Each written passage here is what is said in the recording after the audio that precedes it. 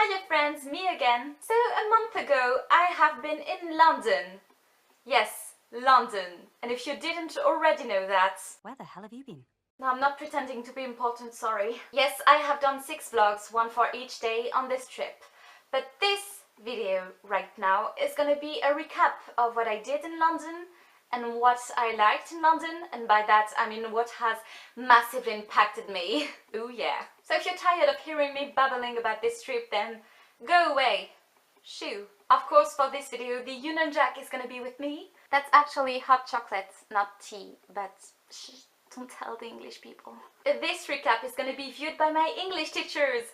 That's not stressful at all. I'd better get a good grade for this one because vlogging is very time consuming, you guys. Okay, let's get down to business. On Monday morning, we took the bus! Yes, I know, nothing crazy. We left at 4:30 AM, but I was way too excited to be tired anyway. When we arrived in England, Megan and I lost our minds and began to freak out at everything we saw. The countryside was so beautiful. In the afternoon, we saw the Observatory Science Centre in Hurstmonceux. Oh, glorious name. And it was pretty interesting, even though at that point I was feeling all sorts of tiredness. We saw huge telescopes and I learned a lot about astronomy. Oh, and there were also these funny displays. There were science experiments for kids, I guess. I'm a kid, I enjoyed that. Let's move on to Tuesday. On that day, it felt like my whole life had changed. I discovered London by bus. Yes, that was a little bit frustrating, but hey, Megan was kind enough to let me sit next to the window. Thanks. We saw Buckingham Palace, Big Ben, Elizabeth Tower, sorry, Westminster Abbey, the London Eye, the Tower of London, and a lot more beautiful things. Then we used our little legs to cross the Thames on Tower Bridge. I don't know why, but it was my favorite part. And then we walked, we saw more beautiful things, and we went on the Millennium Bridge. And there was no Death Eater. And then after crossing the Thames once again, we saw St. Paul's. Yes, you know what I'm thinking about. Feed the birds, tuppence a bag. Afterwards, we went to the Museum of London. Oh, there was a lot to see, but it was too dark to film anything. So I may not have a lot of videos, but I do have a lot of memories. My favorite exhibit was the one about the Victorian era. I loved it. But I also have a weird fascination for the Great Fire of London. I don't know why, but the museum was really cool. Then Wednesday came around. Oh, Wednesday. In the morning we saw the Imperial War Museum, which was absolutely impressive. There were different exhibits about World War I and II, but we spent most of our visit in the Holocaust section. Now, it was pretty traumatizing, I'm not gonna lie. But it was worth the trauma. Of course, we couldn't film or take photos, and I'm glad we couldn't. But I think it is important to face that harsh reality every once in a while. But then we saw a parade to cheer us up! Yeah!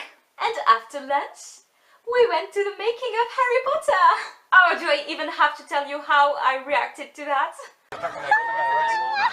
I'm shaking so much! Let's not talk about it for too long, but it was amazing. I have a whole vlog about it for you to watch. I mean, come on, we saw the real sets and costumes, and we went in the Hogwarts Express, and we drank butterbeer, and we saw Hogwarts! We have bought way too many things there. I regret nothing. Okay, move on. Thursday. We visited the Science Museum in the morning. Okay, let's say the truth. We got lost in the Science Museum in the morning. It involved a lot of stairs, my lungs and knees were dying. And in the end, when we had found the exhibit we wanted to see, it was, well, disappointing. I was expecting like great science with experiments and stuff, but in fact it looked like this. It was nice, but my expectations were too high, I guess.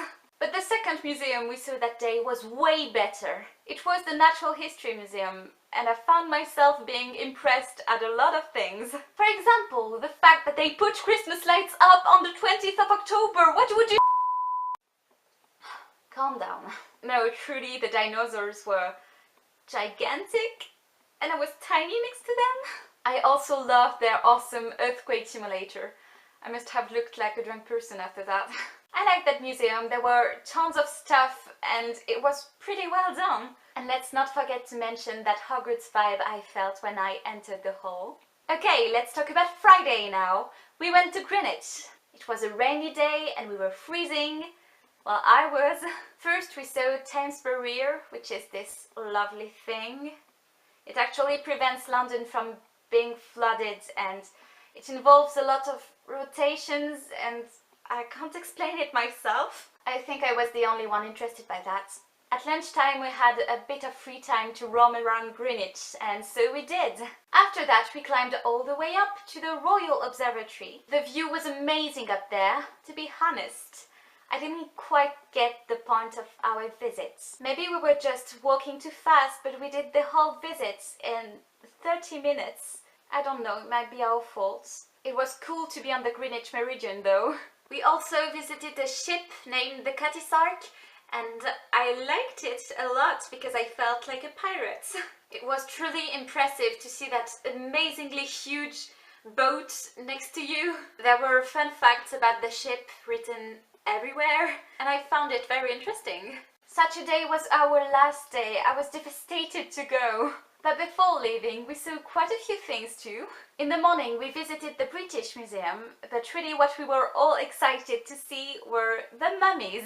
Come on, it was creepy and fascinating all at the same time. The rest of the museum was pretty cool too, I must say. I really liked all these ancient statues and artifacts. When our visit was over, we went to Oxford Street! And oh my gosh, it was so crowded! I should have expected that. So Meg and I went to Primark, Lush, McDonald's, and now that I think about it, that's it. But after that, something big happened. We walked through Carnaby Street, Piccadilly Circus, and then Chinatown. And then, after leaving most of our classmates behind, Meg, our teachers, one of our friends and myself went to see the Cursed Child Theatre! We didn't go inside, but the emotions were still intense. We took some time to calm down afterwards, and people didn't seem to understand what was up. Our last evening in England was perfect. Well, almost perfect, because we were still sad to go. We spent it in Covent Garden, and it is, well, one of my best memories. We were just strolling around, going in the cutest shops ever, buying gifts for our families, and at some point we just sat there and listened to someone singing in the streets, and it was just a beautiful moment. And of course we went to eat at a pub for the first time ever. I ordered fish and chips, which was the best life decision I ever made, and we had a sticky toffee. How to describe it? Just have one and you'll understand when I say it is edible happiness. But then we had to go, and that made me very, very emotional. Because this week in London was just a dream come true to me, and I couldn't imagine how sad my life would seem afterwards. Okay, as a conclusion to this video, let's say I wasn't expecting a lot. I mean, it's just a country. But the tiniest things about England meant so much to me. Like, for example, the fact that people actually talked to me in English. I mean, I'm so used to speaking English all alone in my room. Well, Meg and I were just a little bit disappointed that our host was not English. She only knew a few English words, and we really wanted to hear that British accent all the time. But we never really knew if she was Ukrainian or Romanian. We'll never know. She was nice though. Also, the people I met there were really, really nice. I mean, cashiers were asking me how my day was. Amazing, am I right? Before going there, I kinda had an idea of what London was like atmosphere-wise, and it was even better than I imagined.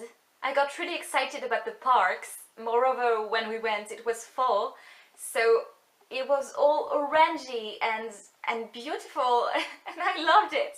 I loved the sight of pubs. They're so authentic, and the flowers at the windows just make them so nice to see. I was not expecting to see that many red buses, and I couldn't help but read where they were going. Neither was I expecting so many squirrels.